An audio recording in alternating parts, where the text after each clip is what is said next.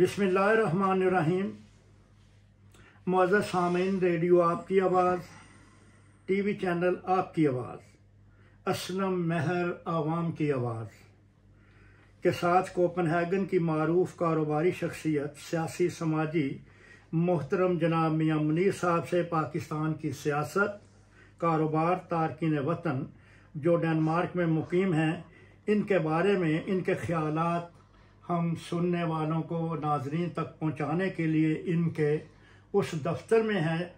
ये टाक्सा का दफ्तर है। टाक्सा के ऑफिस में ये यहाँ टाक्सा के सदर हैं और यहाँ एक इंटरव्यू रिकॉर्ड कर रहे हैं। इनका इंटरव्यू दिलचस्प हम 3 किस्तों में पेश करेंगे, पार्ट 1, पार्ट 2, पार्ट 3। जी, बिस्मिल्लाहिर्रहमानिर्रहीम। मैं साहब, सबसे पहले मैं आपका, राजा गफूर अफजल साहब का और आपकी टीम का, रेडियो आपकी आवाज़ का बहुत बहुत मशहूर हूँ कि आपने मुझे इस काबिल समझा, मौका दिया कि मैं अपने बहन भाइयों के साथ अपनी और हम यहाँ दियारे गैर में रहने वाले पाकिस्तानियों के बारे में कुछ बातें शेयर कर सकूँ। तो आपको मेरी तरफ से, यहाँ आप टाक्सा के ऑफिस आए हैं एज ए मैं चेयरमैन, जिसे डेनिश में फोरमैन कहते हैं, मैं आपको वेलकम करता हूँ और बड़ी खुशी हुई है कि आप लोग यहाँ तशरीफ़ लाए और आपने यहाँ हमारा ये टाक्सा हाउस जो है देखा, और उम्मीद है कि आपको अच्छा लगा होगा। शुक्रिया मियाँ मुनीर साहब।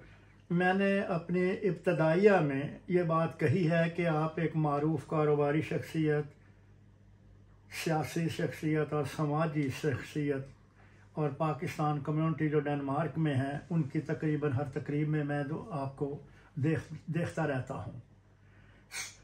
सियासी हवाले से मैं आपसे ये सवाल करता हूँ मियाँ जी कि आज 14 जुलाई है। आज 14 जुलाई है। वज़ीर आज़म मियाँ शहबाज शरीफ ने ऐलान किया है कि 14 अगस्त को असम्बली तहलील कर दी जाएगी। वज़ीर आज़म पाकिस्तान का ये बयान 24 करोड़ अवाम की तर्जमानी कर रहा है। इस बारे में आपके क्या ख्यालात हैं? सबसे पहले जी, फिर मैं ये शुक्रिया अदा करूँगा आप लोगों का यहाँ आने का और मुझे ये मौका फराहम करने का। और जो बात आपने पाकिस्तान के हवाले से की है, या मेरे हवाले से सबसे पहले की है, मैं इंतहाई आप लोगों का मशकूर हूँ। मैं साहब, आप मेरे बुज़ुर्गों में से हैं। हमने इस मुल्क के अंदर 53 साल, आपको 52 साल मुझे हुए हैं। राजा साहब ये अरसा दराज से तकरीबन 40 साल से यहाँ हैं। मैं जो कुछ भी आज हूँ, आप लोगों की दुआओं से, माँ बाप की दुआओं से, बहन भाइयों की दुआओं से, और इस कम्युनिटी ने जो मुझे प्यार दिया आज तक, मैं उस वजह से, और मैंने आप लोगों से सीखा है, आप मेरे बुज़ुर्गों में से हैं। यहाँ इस माशरे के अंदर रहकर पाकिस्तान को, पाकिस्तानियत को उजागर करना, उस सोच में अपना सारा सिस्टम लेकर चलना, ये अपनी जगह, इन सब चीज़ों की बहुत बड़ी वैल्यू है मेरे नज़दीक, और मैंने ये आप लोगों से सीखा है। अब आपके सवाल की तरफ देखें जी, बदकिस्मती से मेयर साहब, पाकिस्तान के अंदर जो हम जमहूरियत कहते हैं, मेरी भी, मैं आपका छोटा भाई हूँ, बेटों की तरह आपने हमेशा ट्रीट किया। हमने इस नुक्ते नज़र से भी बहुत सारी चीज़ें देखी। हम बहुत दियारे गैर में रहने वाले पाकिस्तानी बहुत मोहब्बत करते हैं अपने प्यारे वतन पाकिस्तान से, लेकिन अनफॉर्चुनेट वहाँ जो हालात हैं, जो होने चाहिए थे, जो हर पाकिस्तानी की ख्वाहिश है, ज़रूरत है, वो नहीं हो सके। और ये बिल्कुल हम इस चीज़ को वेलकम करते हैं।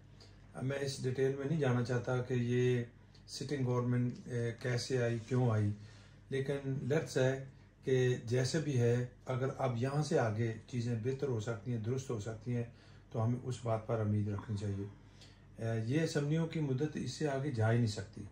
ये एक आइनी मामला है और ये असम्बलियाँ जो हैं ये ख़त्म हो जाएंगी 14 अगस्त को, और उसके बाद एक जो सेटअप आएगा, केयर टेकर हुकूमत बनेगी, वो क्या निज़ाम होगा, तो वो चीज़ें आगे जाकर पता चलेगा। तो मैं बिल्कुल पर उम्मीद हूँ, और मैं अपनी जगह दुआ भी हम सब करते हैं कि वतन अजीज़ के अंदर जो इस वक्त हालात हैं, हालात तो दुनिया के अंदर भी अच्छे नहीं हैं, लेकिन हम जब एज ए पाकिस्तानी पाकिस्तान के बारे में सोचते हैं तो वहाँ हालात अच्छे नहीं हैं। हमारा हर जो शुबा है, हर जो अदारा है, वो तबाही की तरफ इनके एंड पर जा चुका है। तो मैं समझता हूँ कि इसमें इलेक्शन होना, एक हुकूमत आना जो अवाम की सिलेक्ट की हुई हुकूमत हो, और उस हुकूमत को एक ऐसा मौका फराहम करना कि वो एज ए हुकूमत बनकर मुल्क की बेहतरी के लिए, आने वाले फ्यूचर वक्त के लिए जो चैलेंज जो हैं उनको अच्छे तरीके से सॉल्व कर सके। इमरान खान पर यह इल्ज़ाम लगाया जाता है कि उन्होंने आलमी ताकतों के साथ अच्छे तल्लुकात इस्तवार नहीं किए पाकिस्तान के लिए, लेकिन मियाँ नवाज शरीफ में लचक है और कहते हैं कि अगर घोंसलों से अंडे उठाने हों तो उंगलियों में लचक होनी चाहिए, और मैं समझता हूँ कि मियाँ शहबाज शरीफ के अंदर ये लचक पाई जाती है। देखिए जी, अब मैं यहाँ गैर सियासी बात करूँगा, एज ए पाकिस्तानी बात करूँगा। मेरी करें, आप करें। पाकिस्तानी मैं तो इन चीज़ों को ही तरजीह देता हूँ। मेरे साहब, मैं इस चीज़ से इत्तेफाक नहीं करता। मैं समझता हूँ कि इमरान खान की जो पॉलिसीज़ थी और हमारे खारजा मूरपाल भी जो थी, वो एक बेहतरीन उन्होंने एक डायरेक्शन दी थी, जिसमें हम बहुत ज़्यादा डिपेंड कर रहे थे, और उसमें मैं बहुत सारी अपॉर्चुनिटी देख रहा था पाकिस्तान के लिए। चाइना का हमारे साथ जो एक रिश्ता नाता जो तल्लक है, इसी तरह ये जो हमारे मुस्लिम ब्रदर्स जो हैं, ममालिक जो हैं, इनके साथ भी तो उस वक़्त भी हालात बहुत अच्छे थे। इनकी जगह अपनी नवाज शरीफ का दौर अपनी जगह, लेकिन मैं ओवरऑल समझता हूँ कि ये वेस्टर्न वर्ल्ड में जिधर हम लोग रहते हैं, मैंने नहीं कभी सुना कि यहाँ किसी ने शहबाज शरीफ का नाम लिया हो या नवाज शरीफ का नाम लिया हो, लेकिन मैंने ये बिल्कुल सुना था। और इमरान खान के बारे में यहाँ मैंने लोगों में, डैनिशों के अंदर, स्वीडिशों के अंदर, और मैं कोई 2 दफ़ा उस दौर में जब इंग्लैंड गया हूँ, तो यानी कि वो बात करते वक्त यानी कि इमरान खान का नाम लेते थे, चाहे वो क्रिकेट के हवाले से पॉपुलर थे, लेकिन मैं ज़ाती तौर पर समझता हूँ कि इमरान खान का दौर एक बेहतरीन दौर था पाकिस्तान के लिए। और मैं ज़ाती तौर पर यह भी समझता हूँ, अनफॉर्चुनेट जो आज तक नहीं हुआ कि हमारी किसी भी जो हुकूमत है उसने अपना टर्नओवर जो है पूरा नहीं किया। ये हमारी सबसे बड़ा नुकसान करने वाली जो कहेंगे आप साइड रही है। तो बहरहाल मैं तो ऐसे पाकिस्तानी, क्योंकि मेरी तो पार्टी पाकिस्तान है। अगर शहबाज शरीफ में बेहतरी है या बेहतरी ला सकते हैं, अगर नवाज शरीफ में बेहतरी है, अगर बिलावल भुट्टो में कोई बेहतर ला सकते हैं, मुल्क के लिए बना सकते हैं, तो मैं वेलकम, व्हाई नॉट। लेकिन ये सारी चीज़ें जो है ये कमरे के अंदर बैठ कर डिसाइड नहीं होनी चाहिए। इन चीज़ों को अवाम जो है वो फैसला करे। तो चलें मियाँ साहब, आपकी बात सुनने वालों ने देख भी ली और सुन भी ली।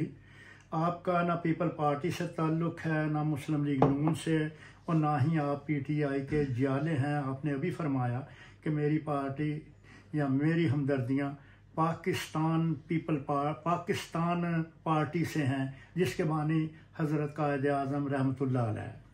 लेकिन आपने अवामी बात की कि यूरोप में, दुनिया में फैले हुए पाकिस्तानी इमरान से हमदर्दियाँ रखते हैं। ये तो एक अवामी राय है ना।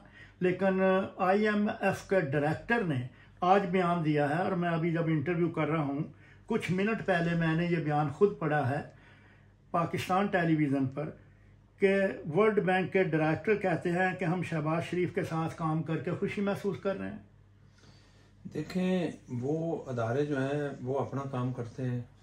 अब आप इस बात से ये देख लें कि आज अगर आप कहते हैं कि चंद मिनट पहले उन्होंने बात की है, तो एक बंदा जो जिसकी हुकूमत अगले 1 माह के अंदर जाने वाली है, तो ऐसी स्टेटमेंट की यानी कि उनका क्या मतलब है, क्या ज़रूरत है। मैं बिल्कुल नहीं ये कहता, मैं खुद मुस्लिम लीग के अंदर रहा हूँ, या मैं एज ए पाकिस्तानी, क्योंकि मैंने हमेशा ज़हन में पाकिस्तान को हमेशा पहले रखा। मेरी फैमिली का ताल्लुक जो है मुस्लिम लीग से रहा है। हमारे बुजुर्गों ने सिर्फ मुस्लिम लीग को वोट दिए। मैं नवाज शरीफ को बहुत नज़दीक से देखा, आप सब जानते हैं। शहबाज शरीफ एक बहुत अच्छे एडमिनिस्ट्रेटर रहे हैं। मैंने इनके हुए काम जो है पंजाब के अंदर, लाहौर के अंदर, मैं ख़ुद लाहौर में रहता हूँ, मुझे पता है वहाँ उस शहर के अंदर इनके वक़्त में क्या कुछ यानी कि किस तरह हुआ। सो ये चीज़ें यानी कि मैं बिल्कुल इन चीज़ों को अप्रिशिएट करता हूँ, लेकिन ये जो ऐसे बयान होते हैं ऐसे इदारे से आने, चलें इसको भी हम पॉजिटिव लेते हैं। हाँ ठीक है। अगर कोई इस चीज़ को अच्छा समझता है कि मेरे मुल्क के वज़ीर आज़म को इस वो काबिल समझता है, अहमियत देता है, जिसके लिए मेरे मुल्क के अंदर बेहतरी आ सकती, तो आई विल वेलकम देम। ठीक हो गया। मियां मुनीर अहमद साहब, आप कारोबारी, सियासी, समाजी 3 पहलुओं से पाकिस्तान कम्युनिटी में अपनी एक पहचान रखते हैं। क्योंकि आज जो इंटरव्यू आपसे लिया जा रहा है, मेरे इल्म में ये बात है कि आप गैर जानबदार हैं, किसी ग्रुप में शामिल नहीं, और आपकी कामयाबी का यही राज है कि ताकसा के आज फोरमैन हैं आप, और आपके दफ्तर में बैठकर राजा गफूर अफजल कम्युनिटी चेयरमैन और असलम महर, कलमी दोस्ती है असलम की, इनपुट आउटपुट से कोई तल्लक नहीं है। मैं ये जानना चाहता हूँ कि 190 मिलियन पाउंड का स्कैंडल जो पीटीआई चेयरमैन इमरान खान के खिलाफ है, इसमें सच क्या है, झूठ क्या है? देखें जी, मैं साहब, ना तो मैंने 190 मिलियन पाउंड की वो ख़जाना कहीं देखा, ना आपने देखा, ना मैंने देखा। लेकिन जब ये एक जिस काज के लिए मैंने और आपने सुना है कि वो यानी कि वो फंड जो है कहाँ से आया और किस चीज़ के लिए इस्तेमाल होना था, तो अभी तक तो ये चीज़ें मीडिया तक हैं। अब इस पर अदालत में चीज़ें जाएंगी, और फिर मैं समझता हूँ कि अदलिया पाकिस्तान की जो है, मैं बिलीव करता हूँ कि अगर फुली नहीं तो बहुत नज़दीक है अदल जो है इंसाफ के, मैं समझता हूँ पाकिस्तान के अंदर। तो ये चीज़ें जो है सामने आनी चाहिए, जो चीज़ें ब्लैक एंड वाइट हैं उन्हें हम यही तो वो तब्दीली आनी चाहिए, और यही तो वो तब्दीली है जो इमरान खान भी जिसकी बात करते थे कि इंसाफ होना चाहिए और हर एक को इंसाफ मिलना चाहिए। मैं ये ज़रूर कहूँगा कि जिसने, चाहे वो जनरल है, चाहे वो जज है, चाहे वो सियासतदान है, चाहे वो आम शहरी है, या चाहे वो जिस शोबे से या जिस कह लें जो भी वो जिस तरह का भी वो इंसान है, अगर किसी ने मेरे माँ धरती पाकिस्तान का नुकसान किया है या वहाँ लूट मार की है, तो मैं ज़रूर चाहूँगा कि वो चीज़ें जो सामने आनी चाहिए। और वो अगर किसी ने ये कितनी दफ़ा मैंने और आपने सुना है, बात थोड़ी सी लंबी इसलिए हो जाती है कि चीज़ों कितनी दफ़ा हमने देखा, मुशर्रफ साहब आए एहतसाब होगा, इमरान खान आया जी एहतसाब होगा, ये लोग आए जी अब उनका एहतसाब होगा। उससे पहले भी मैं और आप सुनते रहे, लेकिन अनफॉर्चुनेट हुआ तो किसी का नहीं। ना नवाज शरीफ ने अब तक ये चोर जो लगाई थी वो ख़जाने में तो कुछ नहीं आया, और ना ही मुशर्रफ के दौर में कुछ हो सका, और सारी चीज़ें ट्रैवल हुए इनके, फिर वो चीज़ें वहाँ की वहाँ, फिर वो लोग घर चले गए। सो इस अवाम के साथ ये खेल बार बार खेला गया, तो इसका एंड होना चाहिए। इमरान खान का ये कहना था कि मैं मियां नवाज शरीफ या शहबाज शरीफ को NRO नहीं दूंगा, ठीक है जी, तो क्या ये NRO ना देने की वजह से उनको अदम एतमाद करके उतारा गया है 13 जमातों के जो एक अलायंस बना है? नहीं, मेरे ख्याल में ये इमरान खान ने बिल्कुल ये कहा था, और वो मेरे ख्याल में इस अपनी बात पर बिल्कुल कायम है। आज भी कायम है। लेकिन NRO जो दिया गया ये किसी और जगह से आया, और जिनकी ये ज़रूरत थी उन्होंने दिया है, और मैं समझता हूँ कि ये उस अवाम के साथ, पाकिस्तानी अवाम के साथ और पाकिस्तान के साथ दोबारा से मैं समझता हूँ कि एक बहुत बड़ा नुकसानदार फैसला हुआ। और जो इमरान खान को तब्दील किया गया वो उन्होंने किए जो इसे लाए थे, उनकी ही ज़रूरत थी। और अगर मैं थोड़ा सा ओवरऑल इन चीज़ों को देखूँ, ये मेरी पर्सनली अपनी सोच है, राय है कि मैं समझता हूँ कि ये बदलती दुनिया में जो कुछ होने जा रहा था, जिसमें यानी कि हम एक ऐसी नेशन, और पाकिस्तान जो है उसकी बहुत बड़ी अहमियत है और रहेगी इंशाल्लाह अल्लाह के नाम पर बनने वाला जो मुल्क जो है, जो ब्लॉक्स इस वक्त जो बन चुके हैं, ये बनने जा रहे हैं। आपको पता कल ही अमेरिका ने इन स्कैंडिनेवियन के बारे में क्या किया है, बताया कहा, और मैं पहले अगर पाकिस्तान की मिसाल दूं तो मैं समझता हूं कि इमरान खान चाइना के साथ, ईरान, तुर्की के साथ, रशिया के साथ ये सारा जो एक बनने जा रहा था, एक ब्लॉक बनने जा रहा था, तो शायद अमेरिका को वो चीज़ पसंद नहीं थी और अमेरिका ने फिर हमारे कुछ लोगों को जो बड़े ओहदे रखते हैं उनको इस चीज़ से अपने साथ मिलाकर तो पाकिस्तान के अंदर जो आगे करवाया गया और हुआ और जो इस वक्त जो अवाम भुगत रही, मैं इन चीज़ों को इस तरह देख रहा हूँ। मियाँ साहब, अभी आपने ये कहा कि जो लाए थे वो ले गए, अगर यही बात है और ये पाकिस्तान के अवाम तक भी आपका इंटरव्यू जाएगा, ऑल ओवर दी वर्ल्ड दुनिया में सुना जाएगा, जहाँ जहाँ पाकिस्तानी रह रहे हैं उर्दू समझने, पढ़ने, बोलने वाले, तो आपके एक इंटरव्यू में बड़ी एक दिलचस्पी ये पैदा हो गई है कि भी अब जो नया वज़ीर आज़म आएगा क्या वही लाएंगे जो इमरान को लेकर आए थे और लेकर गए हैं?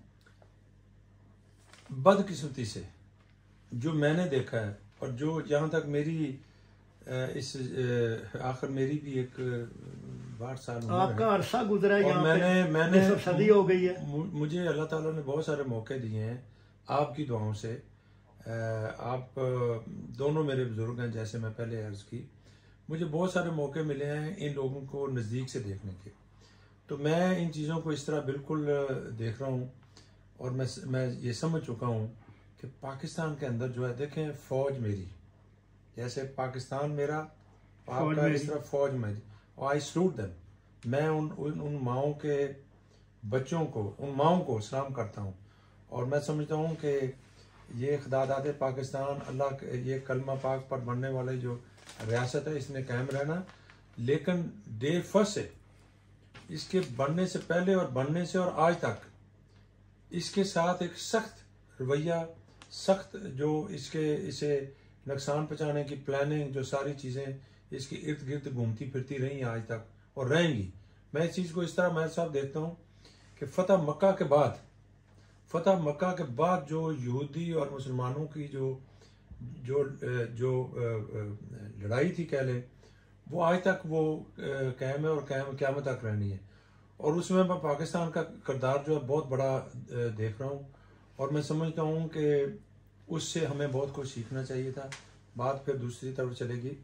मैं समझता हूँ कि जो बात आप ने जो सवाल किया है और जो मैं थोड़ा इख्तियार से कह रहा हूँ, मैं समझता हूँ कि पाकिस्तान के अंदर जो मैंने देखा है पिछले 50-55 साल, ये जो आने वाले हैं, यानी कि ये अवाम के फैसले से क्यों नहीं आते, ये हमारे एक अदारे की मर्जी से क्यों आते हैं और उस अदारे की मर्जी से ये क्यों जाते हैं, ये चीज़ जो है इसने मैं समझता हूँ कि पाकिस्तान को नुकसान पहुँचाया और इसका अजाला होना चाहिए। ये पाकिस्तान के मफाद में नहीं रही चीज़। यानी कि मेरी उम्र में, मैं छोटा था, मैं भुट्टो के दौर से अब तक मैं जानता हूँ, मुझे पता कि भुट्टो साहब जो थे वो क्यों हटाए गए, वो क्यों वो इस दुनिया से किस तरह गए। उसके बाद भुट्टो के बाद जो है जो लेफ्ट लोग जो आए वो, यानी कि बेनज़ीर भुट्टो आई, उनकी बेटी, फिर नवाज शरीफ साहब आए, फिर ये इमरान खान आए, फिर आज यानी कि जिस तरह ये सारा सिलसिला चल रहा है, इनको लाने वाले जो हैं मखसूस वो दायरा के अंदर जो लोग हैं, वो ऐसे बार बार क्यों नहीं हमें समझ लगी कि, और आज यहाँ मैं देख रहा हूँ बदकिस्मती से, आज मेयर साहब ये बिल्कुल दुनिया में सुना जाएगा और दुनिया समझ चुकी है, दुनिया बहुत बड़ी हो चुकी है और दुनिया को समझना, समझाना, देखना बहुत आसान हो गया आप लोगों की काविशों और आप लोगों की ये सारा जो मैं समझता हूँ कि रोल जो है। लेकिन इसी बार मैं ये बात मुकम्मल करते इस तरह कहूँगा कि इस वक्त जो लोग भी जानते हैं और लोग समझ चुके हैं, अब जो यहाँ से आगे भी अगर गलतियाँ होंगी तो इन्हें बार बार बर्दाश्त नहीं किया जाएगा। अब हमें इन चीज़ों को समझ लेना चाहिए और हमारी बका ही इस चीज़ में, हमारा नुकसान ही इस चीज़ से हम यानी कि वो उससे दूर रहेंगे अगर हम सही फैसले करेंगे। और सही फैसले यही हैं कि अवाम जिसको मैंडेट दे, वो शहबाज शरीफ हो, वो इमरान खान हो, वो तरीन हो, जो भी हो, वो बिलावल भुट्टो हो, लेकिन वो अवामी मैंडेट से आए, जो एक नेचुरल, यानी कि उसमें भी किसी का किरदार ना हो, कोई किरदार ना हो। आपका दिल ये मानता है कि जो 14 अगस्त को असेंबली तहलील होगी, टूट जाएगी और नए इलेक्शन होंगे, आपका दिल गवाही देता है कि शफाफ इलेक्शन होंगे? आपका ज़मीर कहता है कि इंसाफ पसंद होंगे? अब आपने मेरे ज़मीर और मेरे दिल की बात की है, बदकिस्मती से मैं रोकर ये कहने लगा हूँ कि मुझे नहीं लगता ऐसे होगा, कि नहीं शफाफ नहीं होंगे। मेरी जिंदगी में जो ये 45-50 साल जो मैंने देखे हैं, अब तक पाकिस्तान में शफाफ इलेक्शन नहीं हुआ। चलें आगे चलते हैं। इंटरव्यू को लेकर बहुत अच्छी बात कर रहे हैं आप, दिल की बात कर रहे हैं, और मुझे उम्मीद है कि इस इंटरव्यू को लोग बहुत पसंद करेंगे और रिमार्क्स भी देंगे, लाइक करेंगे। इमरान खान की पीटीआई में अवाम पब्लिक से है, वो कहते हैं कि इमरान खान को हटाया गया है किसी ख़ास मकसद के लिए, जबकि 13 पार्टियों का जो अलायंस है वो ये कहते हैं कि इमरान खान ने मुल्क को इस सतह पर पहुंचा दिया था कि जिससे वर्ल्ड बैंक भी नाराज़ था, आलमी ताकतें भी नाराज़ थीं। उन्होंने सियासतदानों से अपनी ज़िद नहीं छोड़ी। लेकिन तीसरी एक पार्टी और भी है जिसे हम दानश्वर कहते हैं, जैसे आप सियासतदान हैं, कारोबारी आदमी हैं, तालीम याफ्ता हैं, आपने निसफ सदी डेनमार्क में गुजारी है, कि पाकिस्तान में तो आज़ादी के बाद हुकूमत जो है वो जागीरदार कर रहे हैं। इनके बारे में क्या राय है आपकी? बिल्कुल, जागीरदारों का रोल अपनी जगह है, क्योंकि जो हमारा अदारा जो है, और मैं नाम लेकर कहूँगा, फ़ौज पाकिस्तान के अंदर ऐसे एलिमेंट जो है वो बनाए गए, पैदा किए गए, और अब भी वो बहुत एक्टिव है। वो उनकी आसानी के लिए उन्होंने चंद जागीरदार जो है वो तो उस वक़्त से आ रहे हैं जब से ये पाकिस्तान आज़ाद हुआ, तो उन्हें पकड़ लिया गया, उन्हें मोहरे बनाकर बाकी निज़ाम को चलाया गया। तो फिर वही बात उधर होगी कि अगर अवाम का फैसला जो है रियल एक शफाफ इलेक्शन हो, तो फिर मैं ये बिल्कुल समझता हूँ, और आज के जो सारे सर्वे भी जिस तरह सामने आ रहे हैं, मैं बिलीव करता हूँ इन चीज़ों को। फिर आइंदा आने वाला जो हुकूमत है वो इमरान खान की और पीटीआई की, पाकिस्तान वडेरे जो हैं वो मज़ारों को देंगे ये हकूक या ये आज़ादी? वडेरों का दौर जो ना, मज़ारों को देंगे आज़ादी? मैं एक बात जो ना, देखिए मेरा पार्टी किसी से भी मैंने जैसे वो तो मैंने क्लियर कर दिया, लेकिन मैं एक बात जो कहूँगा कि आज वडेरों का आप इतना बड़ा किरदार, यही सदर्न पाकिस्तान है ना, पंजाब है ना, जिसके अंदर से लोग हेलीकॉप्टर में लाए गए, ले जाए गए। अब आप देखेंगे वहां भी तब्दीली आ चुकी है। इमरान खान ने जो एक चीज इस कौम को दी है ना, वो शोर, उसमें वो चीजें इस वक्त जो है ना बड़ी क्लियर सामने है।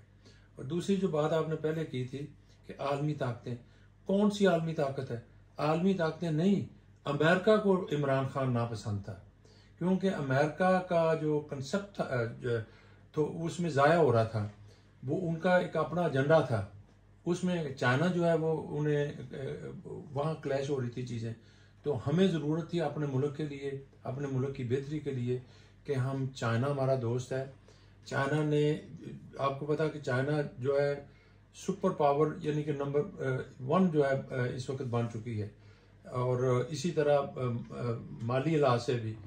तो आने वाला वक्त चाइना का है, और चाइना ने मुखलस दोस्त बनकर हमारा हमेशा साथ दिया। और उसके आगे जो रशिया के साथ हमें बिल्कुल, आज देखें आप, वही रशिया से तेल आ रहा है। इमरान खान अगर वो तेल जो है उसके लिए वहाँ बातचीत हुई थी, गया था जो जैसे भी, तो वो नापसंद थी चीज़, आज वहाँ से तेल के सौदे हो रहे हैं और आ रहे हैं।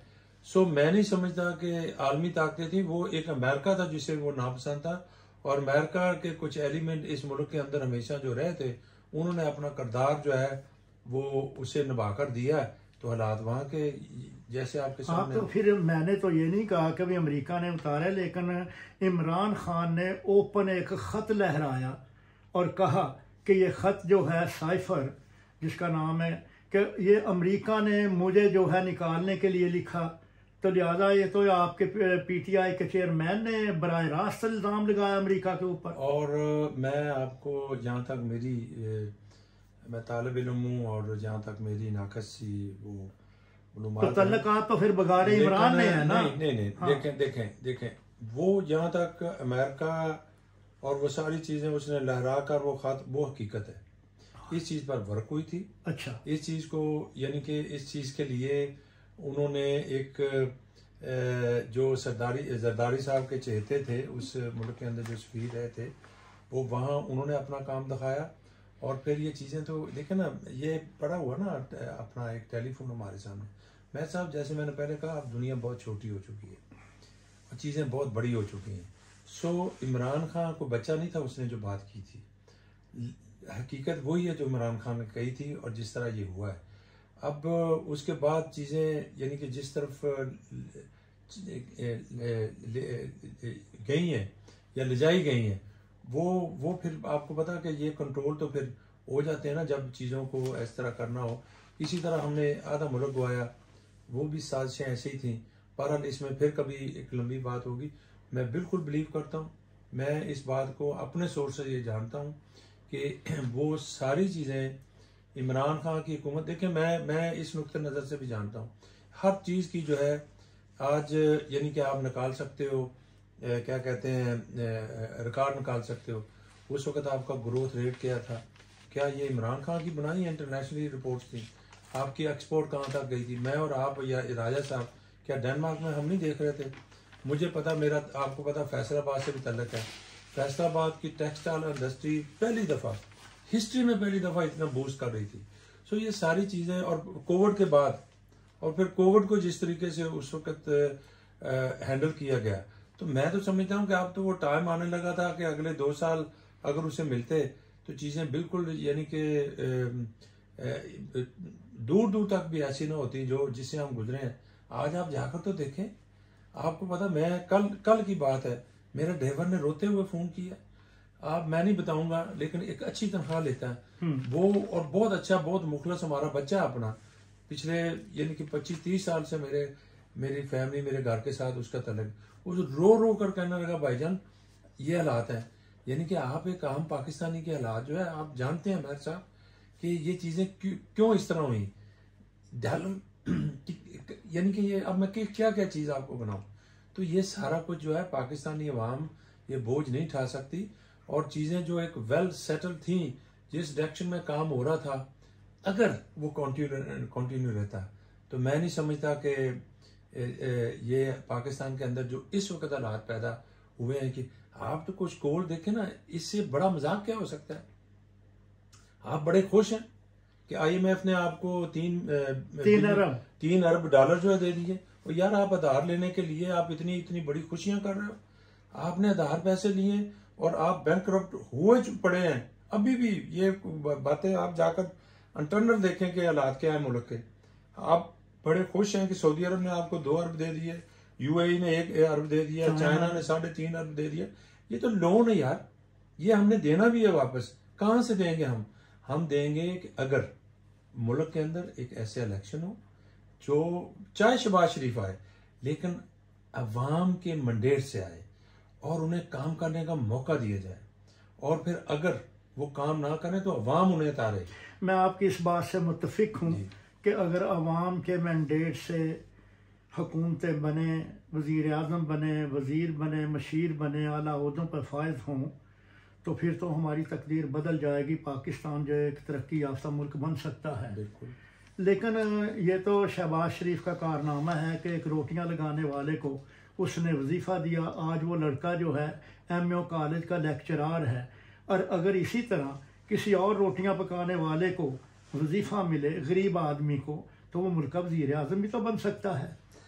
मेहर साहब ये मिसालें तो अच्छी लगती हैं और अच्छी बात है कि एक आपने मिसाल ऐसे दे दी है किसी एक के बारे में। बहरहाल जो नहीं देखे ना, रोटियां तंदूर पर रोटियां लगाता तो लेक्चरार बन गया, तो वज़ीर आज़म क्यों नहीं बन सकता? बिल्कुल बन सकता है और बनना चाहिए। हाँ। क्यों ना बने। अभी आप थोड़ी देर पहले यहाँ हमारे डायरेक्टर से जब बात कर रहे थे तो आपने अंगा यांगचुन की बात की थी। अंगा यांगचुन का वो खुद क्या था, वो किस तरह वज़ीर आज़म बना। जी यूनियन का आदमी था, आम। हाँ। उसका जब वो उस वक्त जब वो वज़ीर आज़म था, उसका बेटा बस चलाता था। जिस मुल्क में हम रहते हैं। ठीक है। और यहाँ की अब 3 पार्टियां जो हुकूमत में है, ये वो पार्टियां हैं, यानी कि सोशल डेमोक्रेट और वेंस्टा, ये तो अपोजिशन में थे, एक दूसरे के सामने खड़े थे। आज वो एक साथ हुकूमत तीनों पार्टियां कर रही। सो मुल्कों के मफाद के लिए चीजें यानी कि उस तरह सोचनी पड़ती हैं, पॉलिसीज बनानी पड़ती हैं, as a son of nation, as a अपना, यानी कि अपने लिए जो अपने रास्ते हमवार करने के लिए नहीं, अपने बच्चों को, अपनी औलादों को, अपने जो है कारोबार को तरजीह नहीं देनी चाहिए। यहाँ तो खानदानी सियासत होती है। चौथी जनरेशन में मैं देख रहा हूँ, जब से ये मेरी जिंदगी में जो कुछ हुआ, कोई दूसरा आया, आप किसको वजीर आजम तदूर वाले को बनाना चाहिए? ये बनने देंगे? ये तो अपनी बेटी की तरफ देखते हैं, अपने भाई की तरफ देखते हैं, अपने बेटे की तरफ देखते हैं।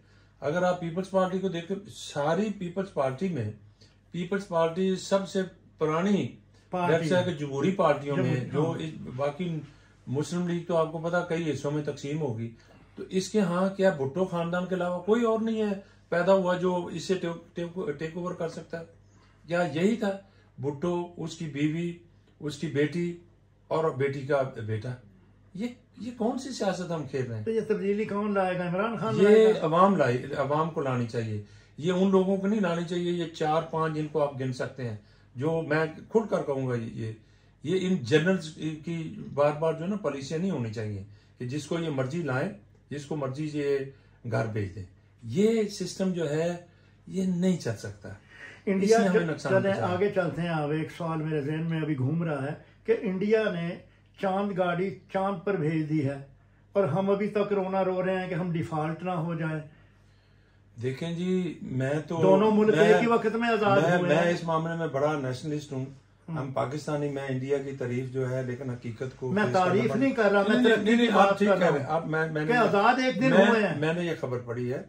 लेकिन देखें, वो जब हम $3 अरब की बात कर रहे हैं, तो उनके तो इस वक्त $590 अरब के रिजर्व हैं हिंदुस्तान के। और हिंदुस्तान जो है अभी आने वाले 5 से 10 साल के अंदर वो आपकी दूसरी बड़ी इकोनॉमिक जो है दुनिया के अंदर बनने जा रही, चाइना के बाद। तो ये तो उन्होंने तो फिर किया है। उन्होंने तो अपने मुल्क के अंदर एक दफा भी फौजी हुकूमत तो नहीं आई उनकी, और ऐसे ट्रैक से बार बार चीजें तो नहीं उतारी गई। यहाँ एक काम नवाज शरीफ अगर 3 दफा वजीर आजम बने हैं, तो क्या एक दफा उन्होंने अपना टर्नओवर पैदा किया है? फिर उनको लाने वाले, उनको भेजने वाले कौन थे? तो इसी तरह इमरान खान के साथ हुआ और इसी तरह भुट्टो के साथ हुआ। लेट्स मेयर साहब, आप मेरे बुजुर्ग हैं, अगर जुल्फकार अली भुट्टो जो 71 में इलेक्ट हुए थे प्राइम मिनिस्टर ऑफ पाकिस्तान, 77 में दोबारा इलेक्शन हुए, अगर वो कंटिन्यू रहते, जनरल जिया का मार्शल ना आता, तो फिर आज पाकिस्तान कहाँ होता? हम किन सफों में खड़े होते? हमने अपने मुल्क के साथ, या इन लोगों ने इस मुल्क के साथ अच्छा नहीं किया, हमें नुकसान हुआ।